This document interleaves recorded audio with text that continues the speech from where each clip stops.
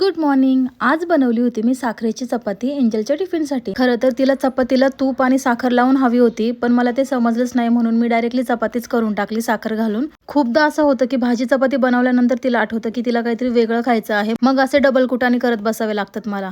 असो, तर दुपारी दोघेही सोबतच स्कूलमधून आले, एंजल आणि डुग्गू, आणि त्यांची दोघांचीही घरी जाण्यासाठी सुद्धा घाई होती, जेव्हा की घरामध्ये आम्ही दोघेही नव्हतो, आम्ही दोघेही बाहेर होतो। घरात जाईपर्यंतच दोघे शांत होते। आतमध्ये गेल्यानंतर दोघांची भांडण सुरू झाली। मग मी तिला वरती घेऊन गेले। मग तिने टिफिन फिनिश का नाही केलं म्हणून मी तिला विचारलं, तर तिने मला सांगितलं की मी तुला ही चपाती नव्हती बनवायला लावली, तूप साखर चपाती बनवायला लावली होती, रोल कर। मग मीच ठीक आहे म्हणून माघार घेतली आणि जेवण करता करताच तिला इतकी झोप येत होती, तिला कंट्रोलही होत नव्हतं। तसंच खाता खाताच ती झोपी गेली। त्यानंतर काहीतरी एक्सपेरिमेंट म्हणून मी हे इनविजिबल मंगळसूत्र बनवलं होतं। तर हो, मला ज्वेलरी सुद्धा बनवता येते। मंगळसूत्र कसं वाटलं मला कमेंट करून नक्की सांगा। आणि इथे बघा, समूचे आणि एंजलचे वेगळेच नखरे चालू आहेत। तर संध्याकाळच्या वेळी आम्ही सगळेजण इथे बाहेर असं बसतो गप्पा मारत म्हणण्यापेक्षा गॉसिप करत बसतो असं म्हणायला हरकत नाही। आणि त्यानंतर मला रिसीव झालं एंजलचं पहिलं कोलॅबोरेशन। त्यामध्ये त्यांनी खूप सुंदर असे ड्रेसेस पाठवले होते एंजलसाठी, ज्याचा रिव्ह्यू तुम्हाला लवकरच बघायला भेटेल पेजवर।